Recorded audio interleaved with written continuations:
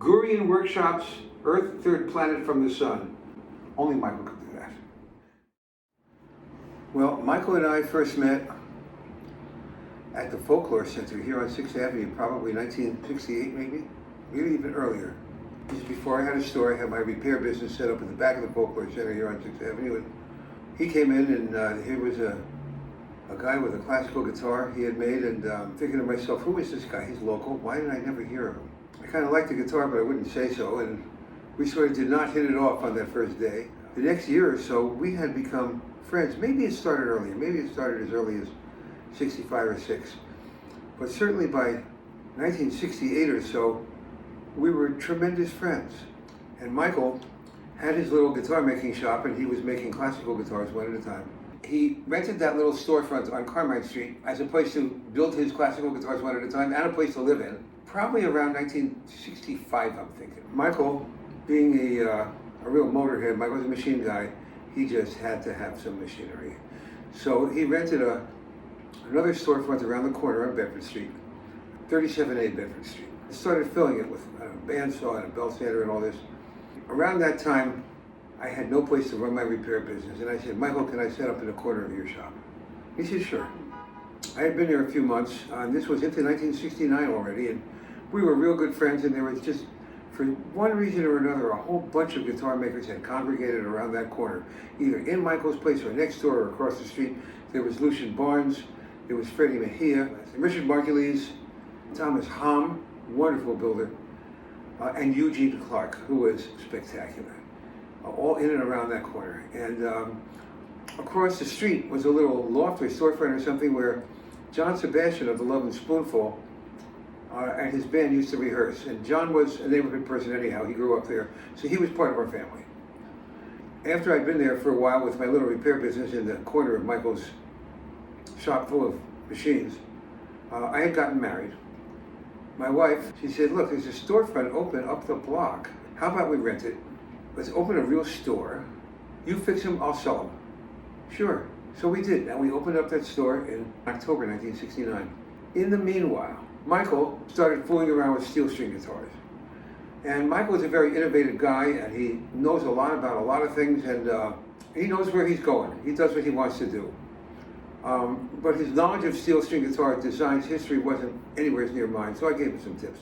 I helped him work out some of the designs, especially in what he ended up calling his size 3, which was a nod to being Martin's Tripolo, essentially. His first guitars, I think, were like his version of a dreadnought, which wasn't even really that at all. He called it a jumbo. Came out with the size 3. I helped him develop that. At one point, I had to beat him up to make one with a cutaway. By that time, he had outgrown the whole Bedford Street space and had rented a loft on Grand Street. And he started filling it with machines and different people working there, and had a whole real little factory going with his different models, his jumbos, the size 3, the size 2, which was a nod to quote 00 Martin, smaller body than the size 3, but deeper, interestingly, unusual, unique body shapes, unique looking pickguards for sure, his own truss rod designs, and some of them with wood marquetry around the edge, sort of like what Martin had been doing with the herringbone since the 1800s, and but different parallelograms and stuff like that. And he turned it into a real situation. Eventually, he outgrew that whole thing and moved his whole operation to Hinsdale, New Hampshire, which is a little town in the southwest corner of New Hampshire.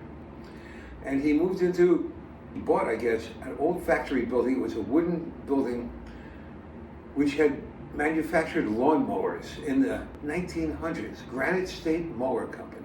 The building had no insulation. You can imagine this in New Hampshire winters. It was right on a river, a small river, the Ashwellet River. It still had in it the water wheel, which obviously the building had been vacant for years, but the water wheel was what powered that factory, using river power to run their machinery. When Michael moved in, I kind of helped him there. I remember when it came to getting rid of the water wheel, Michael was already thinking big about, in addition to guitar making, to what we call resawing, which means taking large chunks of logs and cutting them into boards. And for that, you need a large bandsaw. Unlike the bandsaws you see in home workshops, which have a saw blade that's maybe a half inch or 3/4 of an inch wide, these things had blades that were 6 inches wide. They were huge and tall. Michael decided he wanted to mount it where the water wheel had been.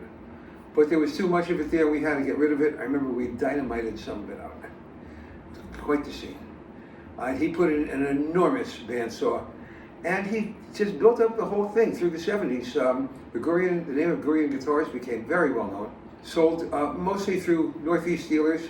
At a certain point, he got involved with a man named Dave Magana and his wife Diane. Dave had a little independent repping company living in further up New Hampshire, and they, especially Diane, they were the Gurian reps for years through the 70s. A lot of people bought those guitars.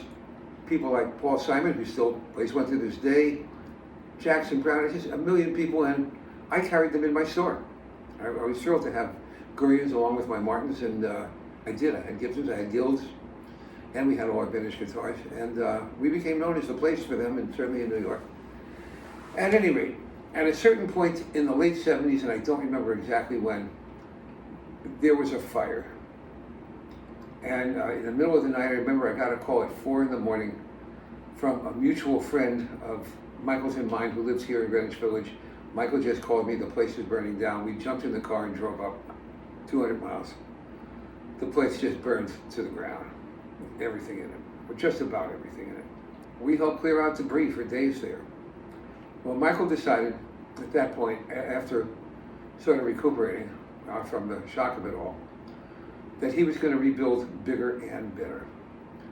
He found an empty spot a few towns away, West Swansea, and he got financing either from a bank or maybe from the state of New Hampshire to build a brand new factory building, brand new with all brand new stuff, and he was really going to expand. And this was, I'm guessing, sometimes around maybe 1980.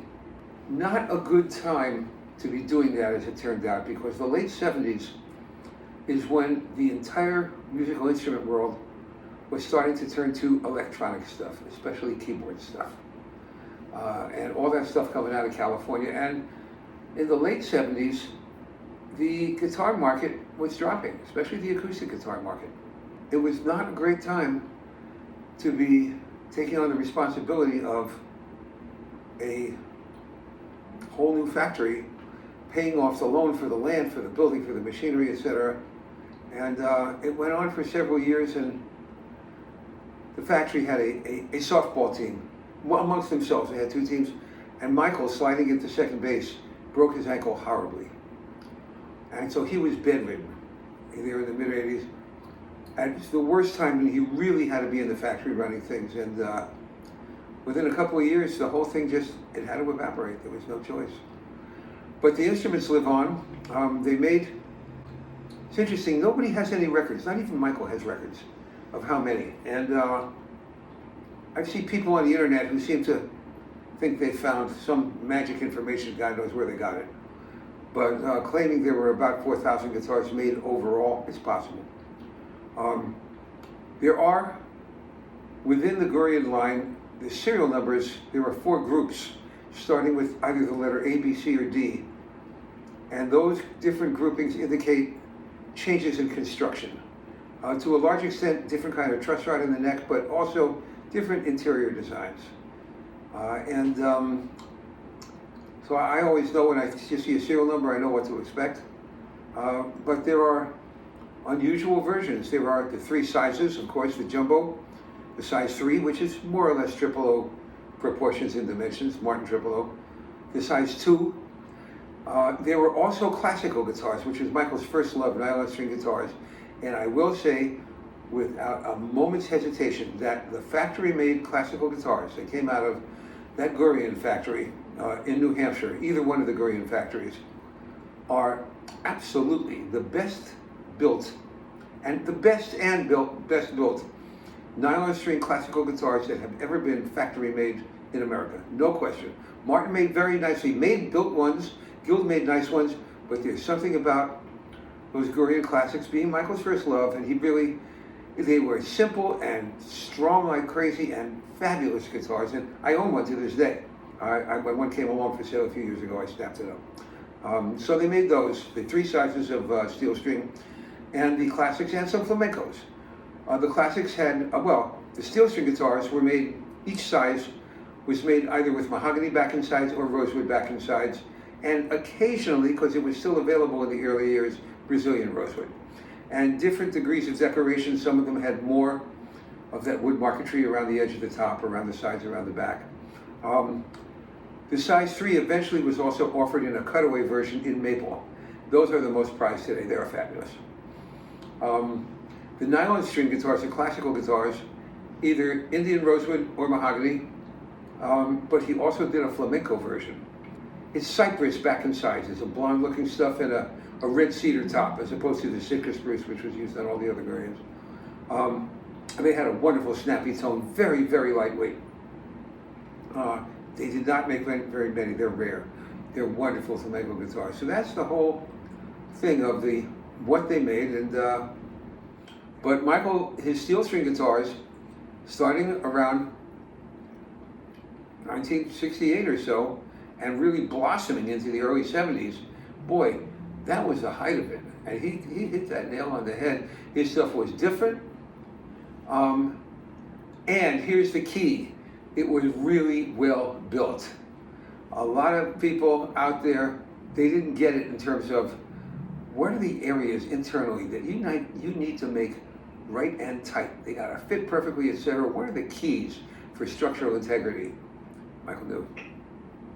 And his instruments held up. And they still hold up. 40, 45 years later. 50 years later. Having helped Michael, to a small extent, design those guitars and having been very familiar, I have become, over the years, the go-to guy everywhere, countrywide and worldwide, for Gurian guitars. If somebody has one that needs restoration or they want to buy and sell, Michael and I have been best friends, period. Forget about music, everywhere in life, since the very late 60s, maybe 1970. And that's the general story.